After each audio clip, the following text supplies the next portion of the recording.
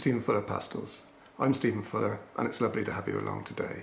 If you've joined me from YouTube, fantastic to see you, and if you've joined me from Patreon, thank you so much for my support.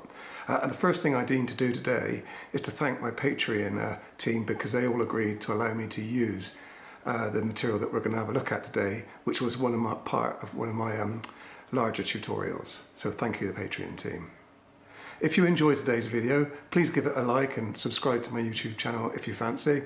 If you'd like to do some of my longer tutorials, please pop across to my Patreon page and I'll pop the link up on the screen in a moment or two, and join up there as well. So what we're going to have a look at today is colour. Three of the key constituents that make up colour. We're going to have a look at hue, we're going to have a look at tone, and we're going to have a look at chroma.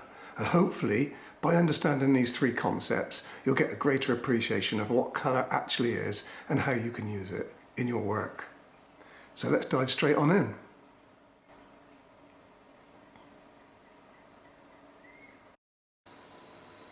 So what I thought we'd do first of all is have a look at the three key aspects of colour, these being hue, tone and chroma. First of all, I thought we'd have a look at what is hue. Now, to understand what hue is, we really need to understand how colour is made. As we know, we see a spectrum from red up to a violet colour, and this is part of a larger electromagnetic spectrum. And light travels around in little packets of energy. And these little packets of energy are formed in atoms. You can imagine an atom sat there. If it's excited in some way, it goes to a higher energy state. Now, it doesn't like being in a higher energy state, so it wants to get rid of this energy as quickly as possible. So it will do this by kicking out a little parcel of energy called a photon. Now, the other thing that's very interesting is that you can imagine these atoms are on a set of stairs. And depending on the type of atom, whether it be hydrogen, helium, iron, sodium, or whatever, the size of the steps are different. And the atom can only be on one of these steps. So as it gets energised, it goes up a number of steps, and as it loses that energy, it comes down one or more steps. So the little packets of energy that are given off by atoms as they decay from their energised to the less energised state are always the same for a particular element. And we know these little packets as photons.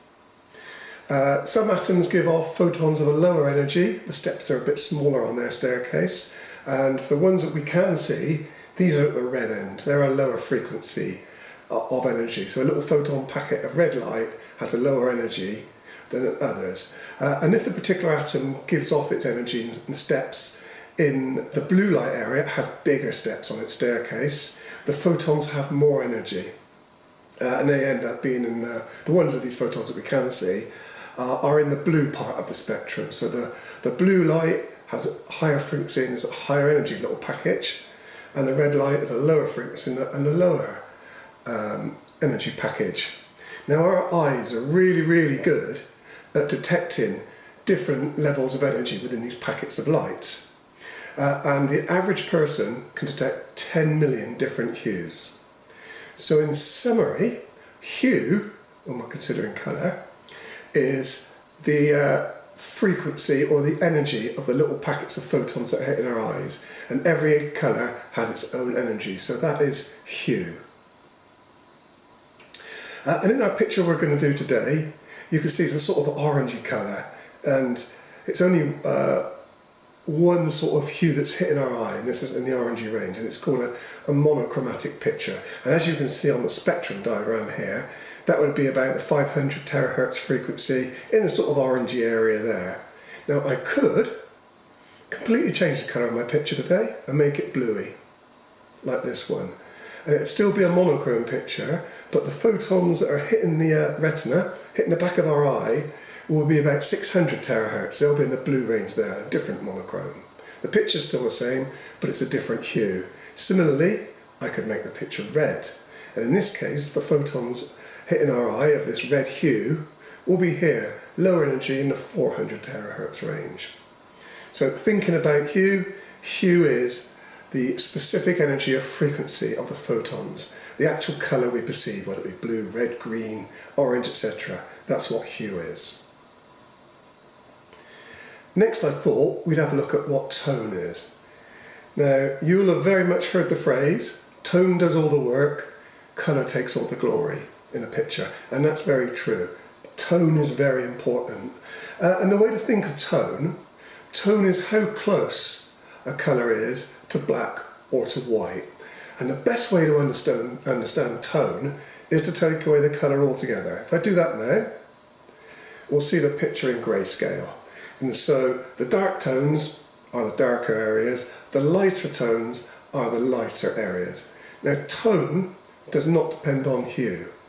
You've already seen the picture in that orangey colour that I just showed you a moment ago. If I now show it again in the blue or in the red, these pictures all have the same tones but different hues. Tone itself is a measure of what else is mixed into it to make it sort of a grey colour, closer to the white, closer to the black. So it's a mixture of frequency, a mixture of hues to actually make a tone. So if you're thinking about tone, it's the closer to black or the closer to white. The white end being light tones, the black end being dark tones. So that is tone. The third thing I thought we would look at is what is chroma. Chroma is very interesting actually. Chroma can be considered as the purity or the intensity of the hue. And the way to think about it is you've got these little tiny photon packets that we described earlier, and the more of them that hit the back of your eye within a time period, within a second let's say, the more intense the light's going to be. And what I'm going to do now is I'm going to step through our picture that we're using today, and it will show you the effect of increasing the chroma. So first of all, we'll go totally desaturated, and this is our grayscale again. And now what I'm going to do is I'm just going to turn up the chroma slightly in the red hue area, and you can see it's starting to show the red hues in there now. The thing to notice of course here is the tone hasn't changed at all. It's still the same white ends, the same black ends. Tone hasn't changed at all. So I'm going to turn it up again, and here we have a mid-chroma picture. Tones again the same, still the same colour, but the colour is richer, it's more intense, it has a higher chroma. And once more, and here we go, this is a high chroma picture. Hue is the same, tone is the same within the picture, but it's a much higher chroma, there's much more purity of that red hue hitting our eyes, it's much more intense. So we've already heard that how important tone is at driving a picture. Tone's doing all the work as we said, but that's not necessarily always the case. You can get chroma to work hard for you as well. I'm now going to show you this picture, which is called green sail, red sail, and it kind of works as a picture, it's quite engaging. Now what I'm going to do now is I'm going to desaturate this picture to take it down to just the tones, and you'll see something amazing. There we go. There's only two tones in this picture. There's the white of the waves in the surf, and everything else is the same tone. So when you desaturate it, the picture completely disappears. I'll now put the colour back in, and you can see, it's quite amazing really. You don't necessarily need tone to drive your picture. You can use chroma. It's a little more tricky and difficult to use chroma, but it is possible. And here you can see the red and the green sail are very high chroma, and I've got some higher chroma areas in the sky and in the reflections, and they work really well. And it's not tone at all, because as you've seen, there's just two tones in this picture, the surf and everything else. So there we go. You can have a go at this, see if you can produce a picture that has a very few tones in it, but lots of different chromas. That's an interesting exercise. So to summarise our colour now, hue is a specific frequency or the energy of the little packets of photons, the little packets of energy that hit in our eyes, and each colour has its own frequency and its own energy level. Our eye is very good at detecting different ones, 10 million as I said. Tone is where the colour sits between black and white. Very important for developing landscape pictures and all other pictures. Tone works very hard. Chroma is the purity or the intensity of the colour. That's how many of these little packets of energy of a specific hue are hitting your eye at the same time. Okay, I hope you enjoyed our little mini masterclass of hue, tone and chroma, and have a little bit more of an understanding of what actually makes up colour now. Thank you so much for taking part today. I hope you really enjoyed the stuff we went through, and I hope now you have a much better understanding of what colour actually is, and you can use that knowledge going forward in your own work. Like I said at the start, if you enjoyed the video today and you think you got something out of it, please like and subscribe to my YouTube channel, and I look forward to seeing you in the future when we'll do some more pastel work. Happy pasteling.